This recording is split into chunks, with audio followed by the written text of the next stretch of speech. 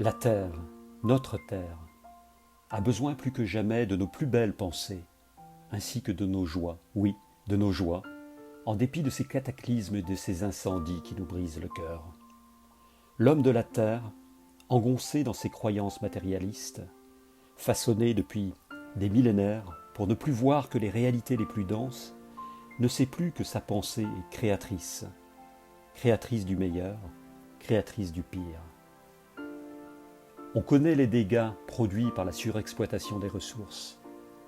On sait l'importance première accordée par beaucoup à la réussite matérielle et au plaisir quasi indépassable de la consommation. Tout cela est comme un bruit de fond permanent, une évidence inconsciente abondamment relayée par tous nos médias, comme par les données implicites de notre éducation elle-même.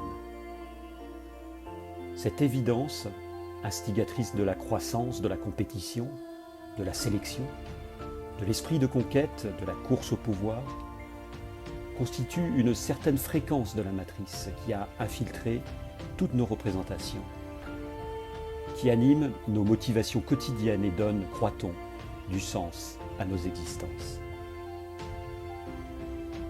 La terre nous appartient, nous voilà maîtres et possesseurs de la nature, écrivait Descartes, et avec elle, du bois de ses forêts, de ses minerais et combustibles, de ses animaux, faisant de l'ensemble des règnes des matières premières à disposition, sans le moindre égard pour le vivant ni la moindre compassion pour la souffrance infligée à celui-ci. La terre nous appartient, voilà toute notre puissance, voilà toute notre bêtise. Notre conscience humaine a coupé les ponts avec celle plus ancienne des peuples premiers, aujourd'hui grandement décimés. Ne considérait-il pas avec reconnaissance que l'homme est l'hôte de la terre-mère, rendant conceptuellement impossible le fait d'en être propriétaire?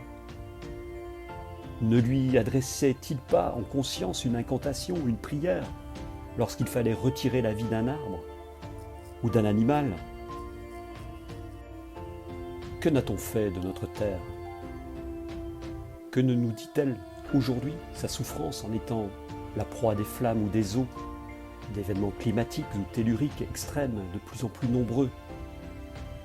Lorsque la conscience s'extrait un tant soit peu de la matrice artificielle qui nous régit, elle perçoit que notre Terre n'est pas seulement une planète de matière dense, un caillou avec de la vie dessus. Le champ de conscience qui s'ouvre alors rétablit le lien perdu avec quelque chose de prodigieux qui est la conscience même de la Terre. Elle vibre à un niveau de densité et de fréquence bien plus élevé que ce que nos yeux de chair se sont convaincus de voir et de croire. Tout comme ils ne voient plus la puissance créatrice de notre propre réalité invisible. Combien d'êtres humains conçoivent que leur corps physique n'est que la manifestation la plus dense de corps énergétiques et vibratoires plus subtils sur le modèle desquels il s'est formé? Combien conçoivent qu'une disharmonie dans ces corps énergétiques, si elle perdure et se cristallise davantage, finit par se densifier dans le corps physique sous la forme d'une maladie? Ainsi, sommes-nous loin d'imaginer les processus à l'œuvre dans les niveaux de densité plus faibles où pourtant tout est interconnecté, mettant en relation étroite l'univers de nos pensées et de nos émotions avec celui des courants d'énergie de notre Terre elle-même. L'être humain de la Terre ignore le processus subtil qui unit le destin de ses pensées, de ses intentions, de ses états d'âme à celui de notre planète. Il ne voit pas, à de rares exceptions près, le monde extrêmement sombre des formes pensées qu'il a générées au cours des siècles et qui, lourd de conséquences pour l'équilibre et l'élévation de la Terre, conduit immanquablement aux temps annoncés dans lesquels nous sommes entrés. Plus redoutable encore que les agressions mécaniques, chimiques, par lesquelles l'homme détruit son environnement, est l'univers des formes pensées que certains nomment égrégores. L'ascension vibratoire que connaît actuellement la partie du cosmos que nous occupons, en lien avec notre entrée dans l'ère du Verseau, provoque actuellement une tension extrême avec la nature même de ces égrégores que nous alimentons et qui nourrissent en retour de toute leur puissance nos pensées, et nos actions les plus basses. Les dérèglements de plus en plus visibles du climat et les événements extrêmes de toutes sortes qui affectent notre planète ne sont interprétés en termes de causalité que comme la résultante des agressions physiques, mécaniques, chimiques que nous infligeons à notre environnement.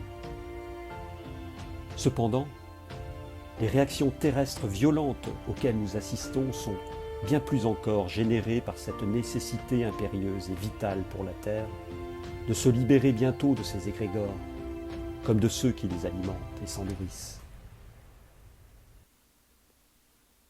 Ainsi, comprend-on mieux l'appel que ressentent aujourd'hui de nombreux humains à se transformer, à retrouver le véritable sens du processus alchimique, afin de se libérer eux-mêmes des chaînes de leurs soumissions ancestrales.